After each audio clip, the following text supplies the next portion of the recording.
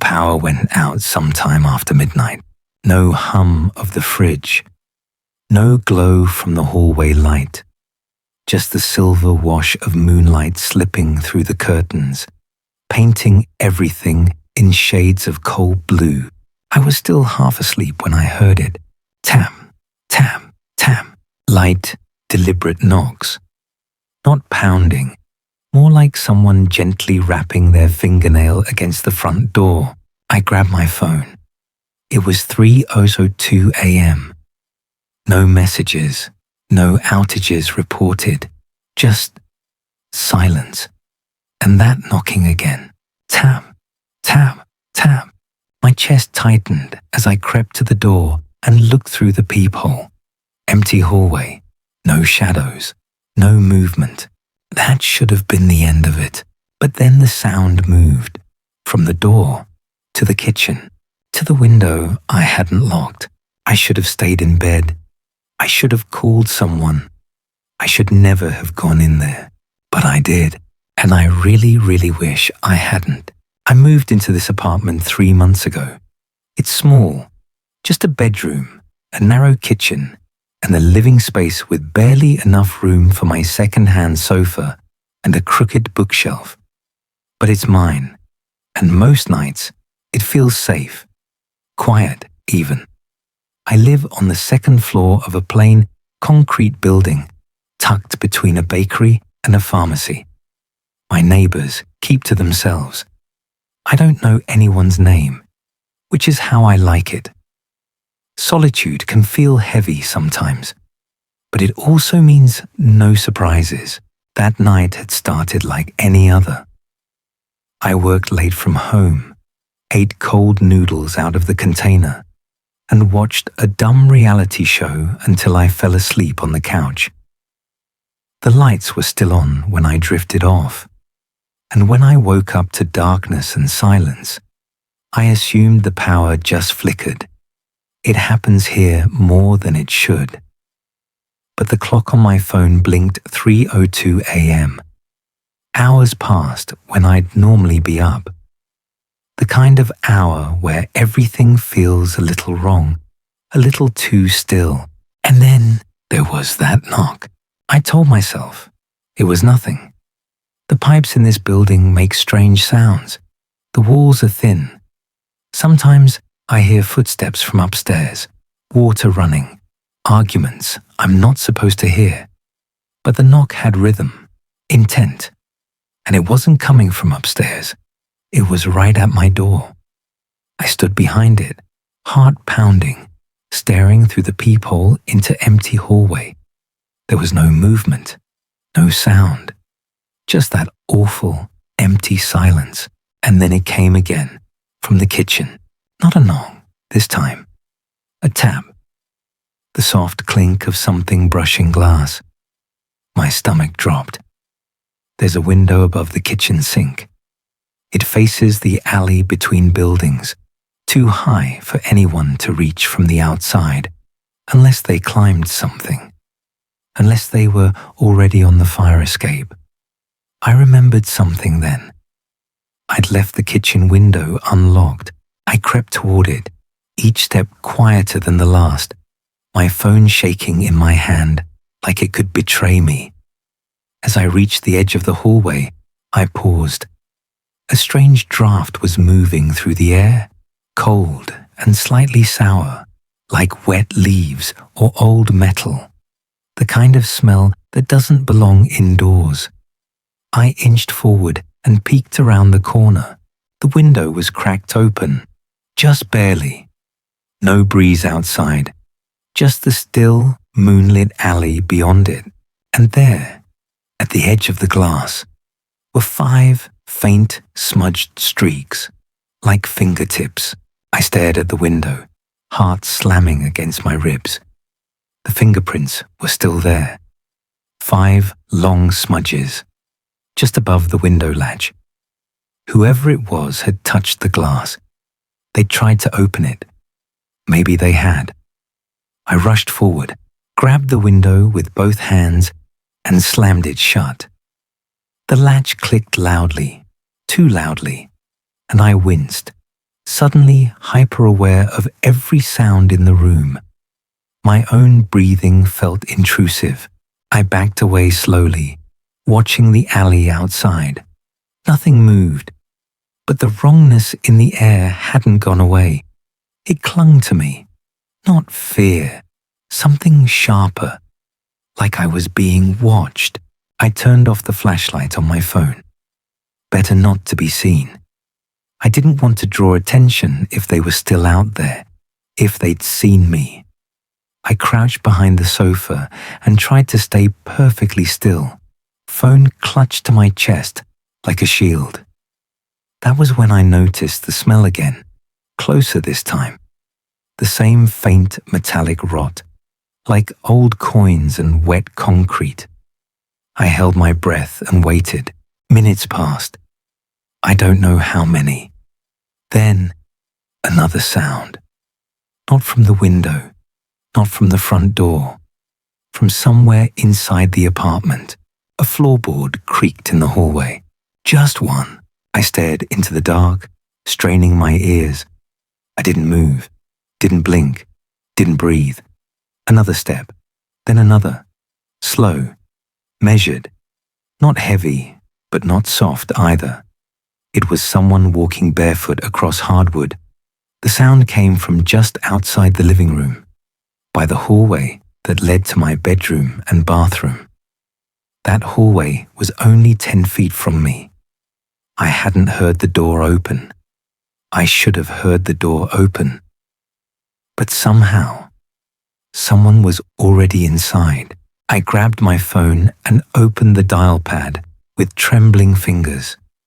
911. I pressed call and kept it close to my ear, barely whispering.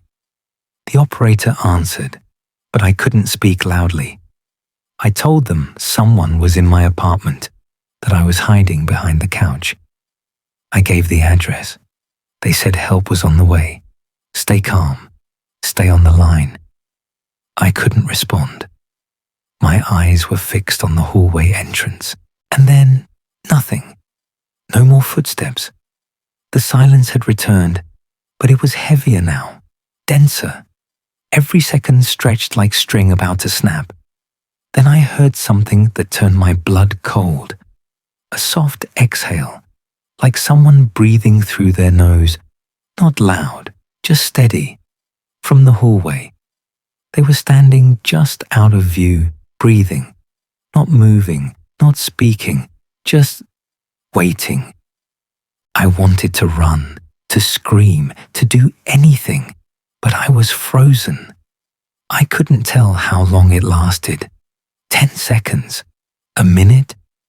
Then the breath stopped, and I heard the softest sound I've ever heard. A single fingertip brushing across the wall. The brushing sound along the wall stopped as suddenly as it began. My whole body locked in place. I could hear my own heartbeat, so loud I was afraid it would give me away. The person or thing was still there, just beyond my line of sight, hidden by the wall separating the living room from the hallway. The air in the apartment felt different now, wrong somehow, stale, dead, like it had been held too long in someone's lungs. The operator was still on the phone. I whispered that I thought someone was inside, that I couldn't see them, but I knew they were close. She told me the officers were 5 minutes away. 5 minutes felt like a lifetime. I had no weapons, no way to defend myself. Nothing but a phone and a couch between me and whatever had made it inside. The footsteps started again. One step, another. Soft, careful, but deliberate. Like whoever was moving didn't care if I heard them anymore. They were just circling. My eyes flicked toward the balcony window behind me. No fire escape, no way out. I was trapped. Every sound became sharper. The old fridge clicking as it tried to power up. The settling creak of the wood beneath the floorboards. The faint hum of the outside world muffled by thick walls and heavy dark. Then a shadow moved. It flickered across the floor, just a sliver of motion at the edge of the hallway. I ducked lower, chest to knees, barely breathing. The figure stopped just short of entering the living room. I knew they were there, standing still, listening. I couldn't take it anymore. I needed to see. I slowly raised my phone over the top of the couch, its screen dimmed as low as possible. I switched to the front camera and angled it toward the hallway, just enough to capture what I couldn't see directly. For a second, the screen showed only empty darkness. Then movement, a shape, not fully visible, but there. A man standing halfway behind the wall, not moving, just watching. His face wasn't visible, but I could make out his hand resting against the hallway wall. Long fingers curled slightly. His other hand was by his side. Still. Too still. I didn't breathe. I didn't blink. And then, in one sudden motion, he took a slow step forward. I dropped the phone. I scrambled up, bolting for the bedroom. I slammed the door shut behind me, locked it, dragged the dresser in front of it with every bit of strength I had. I collapsed behind the bed, shaking, clutching my phone, which had cracked across the middle when it hit the floor. The screen still glowed. The operator's voice buzzed softly in my ear. "Stay with me. Officers are arriving now." And then, nothing. No footsteps, no knocks, no breathing. Just one final sound. The front door handle clicking once, then twice, like someone testing it. And then the unmistakable sound of nails dragging down the outside of the door. Long, slow, scraping. By the time the police arrived, I was crouched behind the bed, barely conscious of the words coming out of my mouth. I heard the pounding on the apartment door, firm and authoritative. Nothing like the knock that had started it all. I heard them break in, sweep the place, call out that it was clear. I didn't believe them at first. I couldn't. I stayed frozen until one of the officers gently opened the bedroom door and helped me to my feet. They didn't find anyone. No forced entry, no broken locks, no open windows. They asked if maybe I'd had a nightmare, if someone might have been knocking and then left. I didn't even try to argue. I just pointed them to the smudges on the kitchen window and the fresh gouges on the front door, 5 long, deliberate scratches, etched deep into the wood like claws. The officers exchanged looks. One of them stepped outside to call it in. The other stayed with me, calm but watchful, as if he wasn't entirely sure I was making it up. I asked about the hallway. I wanted to know if anyone had seen a man, heard anything, checked the security footage. They pulled up the building's front camera. The footage shook me more than anything else that night. At 2:47 a.m., a man appeared on screen, tall, pale, wearing dark clothes. He stood just outside my apartment door, in full view of the peephole. He didn't knock, didn't move, just stood there, staring directly into the lens, completely still, for 15 full minutes. Then, without a word, he turned and walked away. No urgency, no panic, just gone. But what made my skin crawl wasn't how long he stood there. It was his eyes. He didn't blink, not once. The officer paused the footage and zoomed in. The man's face was angled slightly downward, but his eyes were tilted up, looking straight into the peephole, straight into mine. Almost like he knew I'd be there, like he was waiting for me to look back. The footage ended. He was never seen entering or leaving the building. No neighbors reported anything strange. There were no fingerprints, no other evidence, just those 5 scratches. and that awful, still image of his face burned forever into my mind. I replaced the locks the next day. I moved the dresser permanently in front of the bedroom door. I haven't opened that kitchen window since. The apartment feels different now, emptier somehow. Not quieter, not safer, just hollow. The police never followed up. The case was left open, technically, but I don't think anyone's really looking. They couldn't explain how he got in, or if he even had gotten in. They just told me to be careful and to call again if anything unusual happened. That was it, but I still hear things. Sometimes, late at night, the floor creaks near the hallway. Sometimes the fridge hums, then clicks off, even though the power's fine. And once, just once, I heard something behind the bedroom door. A soft sound.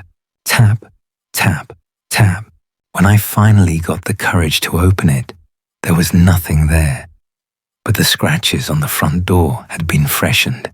Wider, deeper, like someone had come back or never left. The first time I heard the footsteps, I thought they were mine. I was walking through the kitchen of my new sublet, an old slanted house with creaky floors and weird smells. When I paused mid-step and realized the creaking hadn't, one extra step, after mine. It came from directly beneath me, but the basement was supposed to be sealed. The door was nailed shut, painted over in thick, uneven layers, like someone had wanted to erase it. I stood perfectly still, listening. Nothing, just silence. Then, later that night, at exactly 2:11 a.m., I heard it again. Slow footsteps pacing below the floorboards, steady, looping, like someone walking in circles. I thought maybe I was imagining it. Maybe it was the pipes or the house settling, but it kept happening, always at 2:11, and always beneath my bedroom. I moved into the house at the end of August. It was a last-minute sublet, cheap, fully furnished, utilities included.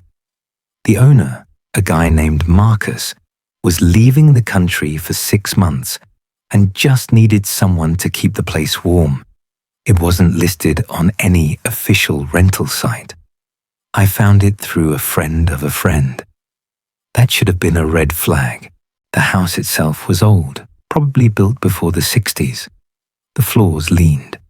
The wallpaper peeled in the corners. Some rooms smelled faintly of mothballs and something sour, like mildew that had settled into the walls. But I didn't mind. I was broke, between jobs, and desperate. I told myself the weird noises were just part of the charm. The basement, though, that was different. It was in the back hallway near the kitchen, behind a door that looked like it had been sealed by someone with too much time and too much paranoia. 4 nails along the edge, dried, cracking paint, smeared thick across the frame, like someone had tried to blend it into the wall. No handle, no hinges, just a slab of wood pretending not to be a door. Marcus had told me not to worry about it. Basements locked up for a reason, he'd said, almost laughing. Nothing down there but old junk and bad wiring. When I asked why it was nailed shut, he just shrugged. Came that way. I never bothered messing with it. The first few nights were quiet. I kept busy unpacking, cleaning, resetting my sleep schedule. But that house had a way of creeping into your nerves. The floorboards were always a little too loud. The pipes made these slow, choking groans at random times. Lights dimmed even when nothing else was on. Still, I tried not to let it get to me. Then came the footsteps. They always started the same way, right at 2:11 a.m. Not earlier, not later. I'd be lying in bed, just drifting off, when I'd hear the floor below me creak. Not like settling, not like an old house groaning. These were deliberate, timed. A single set of footsteps pacing from one side of the room to the other, back and forth, slow and steady, like someone was down there, waiting for something or someone. The first time, I turned on the lights and searched the house from top to bottom. Everything was locked, every window latched. The basement door was still nailed shut. I even banged on it with my fist, hard, and called out. Nothing, just silence. But the next night, it happened again. Same time, same pacing, always below me. And that's when I noticed something even stranger. My bedroom floor, directly above the basement, had a small circular stain near the foot of the bed. Faint, but visible. It looked like something wet had soaked through at some point. When I touched it, the wood felt cold, colder than the rest of the room. The stain got darker over the next few nights.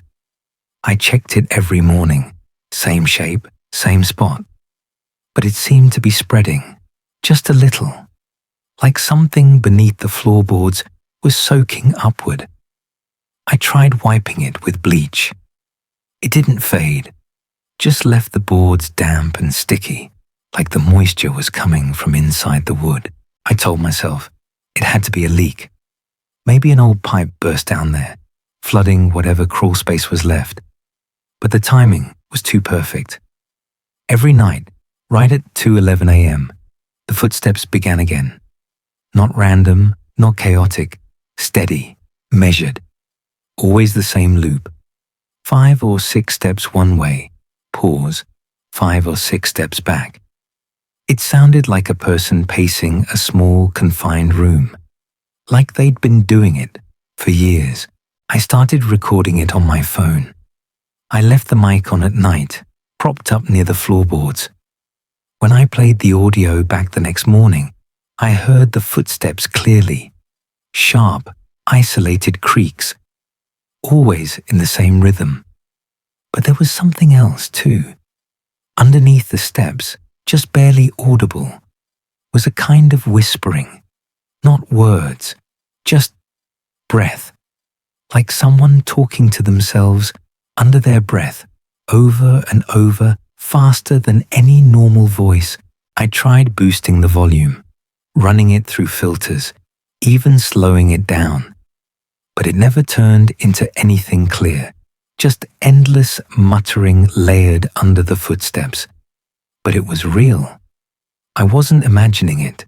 One night I stayed up, determined to catch it happening in real time. I sat on the floor in the dark, blanket wrapped around me, listening. At exactly 2:11, the first creak came, right beneath me. Then another, back and forth. I pressed my ear to the floor. The sound was louder there. I could feel it vibrating through the wood. Not just steps, breathing. Wet, ragged breathing, like someone struggling to exhale. I banged on the floor with my fist and shouted, "Who's down there?" The footsteps stopped. I froze. No sound. Nothing. Then a new noise. Tap, tap, tap. This time it came from the basement door. I stood up too fast, nearly tripping over the blanket, and ran into the hallway. I expected the door to be still nailed shut. It was. The nails were there. The paint was there. But the air around it had changed. It smelled like rust, like old blood. I leaned close, heart pounding. And that's when I heard it. On the other side of the door, something scratching. Not loud, just a fingertip dragging in slow, delicate arcs against the wood. Over and over, I backed away slowly, not turning my back to it, and locked myself in my room. I didn't sleep. The next morning, I found something that made my stomach twist. The faint stain on the floor. It was now a full circle, like someone had stood beneath the floorboards and bled upward, and in the center of it, pressed up from below, was the clear shape of a barefoot print. I wasn't sure how much longer I could stay in that house. Every night the footsteps returned. Every night the scratching at the basement door got worse. The faint, wet stains spread inch by inch across the floorboards. The whispering under the steps grew louder. I started losing track of time and reality. Some nights I'd wake up drenched in sweat, convinced I'd heard someone breathing next to me. But every time I'd look, there was no one. Just shadows stretching across the peeling wallpaper, mocking me. One evening, I decided I had to face it. I found a crowbar in the kitchen drawer, a heavy, rusted thing. I stood in the hallway, gripping it tight, staring at the basement door, nailed shut like a coffin lid. My hands shook, but I forced myself forward. I pulled the first nail free with a screech, then another. The smell hit me instantly, the sour, metallic stench of decay and rot. Like something long dead and forgotten was trapped just beyond the wood. Finally, with one last yank, the door gave way, swinging open on creaky hinges. The basement was black. I could hear the faint drip of water somewhere deep inside. I stepped down the first step, and my foot hit something soft. I shined my phone flashlight down. Old torn carpet soaked with a dark stain. The stairs creaked with every step. I was holding my breath. The smell got stronger, almost unbearable. Rotting wood, damp earth, something worse beneath it all. Halfway down, I heard it, a soft shuffling from the far corner. I aimed my light and saw a shape, a man slumped against the wall. His skin was pale and mottled, his clothes tattered and stained. His eyes flicked open, milky and unfocused. He didn't speak, didn't move, just stared. I took a step back. My phone flickered and died, plunging me into darkness. I scrambled up the stairs, heart hammering. As I reached the top, I heard the basement door slam shut behind me, then silence, and then a whisper, clear, sharp, right in my ear. "You found me." The next morning, I didn't sleep. I called Marcus, demanding answers. He finally admitted the truth. Years ago, the previous tenant had disappeared without a trace. A man living alone, much like me. The rumors said he'd gone insane, locked himself in the basement, and no one ever saw him again. Some whispered that the landlord had sealed the basement to keep the house safe, but the story got worse. Marcus told me the man was never found, but strange noises had been heard by neighbors for months. Footsteps, scratching, and muffled whispers. Police had searched the house back then, but the basement was so decrepit and dangerous they gave up after a day. Officially, the man was just missing. I went back to the basement with the cops. They pried open the door and found nothing. No body, no footprints, no sign anyone had been down there in years. Just the musty smell and broken pipes. The stain on the floor had disappeared, wiped clean as if it never existed. The whispered voice was gone. The footsteps stopped. But sometimes, late at night, when the house settles just right, I swear I hear pacing below me again, and I know he's still there, waiting. I moved out the next week. I told Marcus I couldn't stay in a place with that kind of history or presence. He didn't argue. Maybe he'd known all along that something was wrong. Or maybe he just didn't care. I've never returned to that house, but sometimes when I'm lying in bed, I catch myself checking the floor beneath me, half expecting to see that stain or hear those footsteps start pacing again. The basement door remains sealed in my memory, a dark secret waiting just beneath the floorboards. And though the house stands empty now, I can't shake the feeling that the man in the basement isn't gone. He's still pacing, still whispering, still waiting for someone to listen. I moved into apartment 14 on a night when the rain wouldn't let up, the kind of storm that makes the whole city feel like it's holding its breath. The hallway was dim, the fluorescent lights buzzing faintly before flickering out and back again. The smell hit me first, something old and damp, like wet concrete and forgotten basements. I was exhausted, ready to toss my suitcases into a corner and sleep. As I closed the door behind me, I thought I saw something. A shape, a ripple of shadow across the cracked ceiling where the light didn't reach. I shook it off. Just the storm. Just my imagination. But then came the whispers. At first, I thought it was neighbors, someone talking outside my door.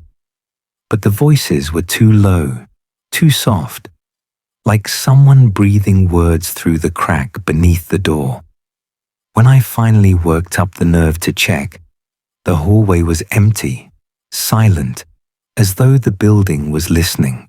The place was old, the kind of building where no one makes eye contact, and the doors never quite latch the way they should.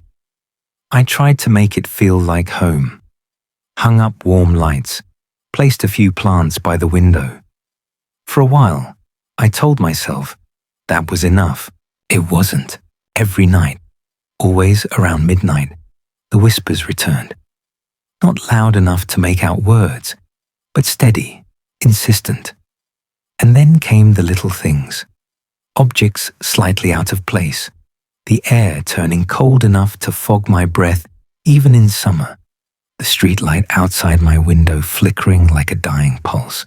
The first truly impossible thing happened about 2 weeks in. I stepped onto my 7th floor balcony and found a pair of muddy footprints, bare feet leading from the railing to my sliding door. I stood there a long time, staring, trying to think of a reasonable explanation, but no one could have climbed up there. No one. The whispers turned to knocks after that. Always 3, slow and deliberate. I started keeping a notebook, writing down the times, the sounds, anything I noticed. The shadow became bolder too, always just at the edge of sight, tall and unnaturally thin, gliding past the hallway door or stretching across the ceiling for a second before disappearing. Then my phone rang. Unknown number. I almost didn't answer. When I did, there was nothing. Just breathing, long and heavy, like someone standing very close. Then, a whisper. My name. I dropped the phone.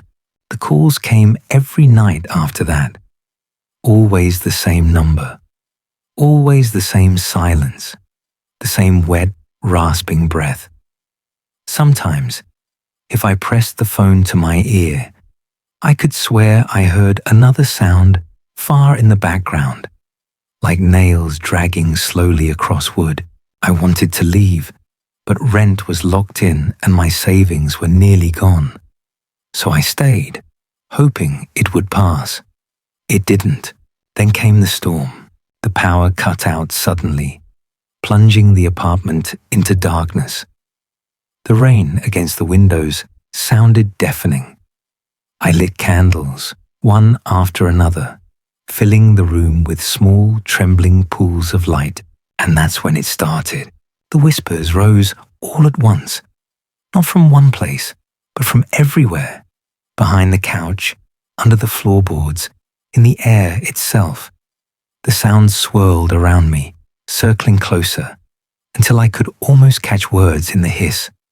Fragments of sentences, broken syllables, the same ones over and over.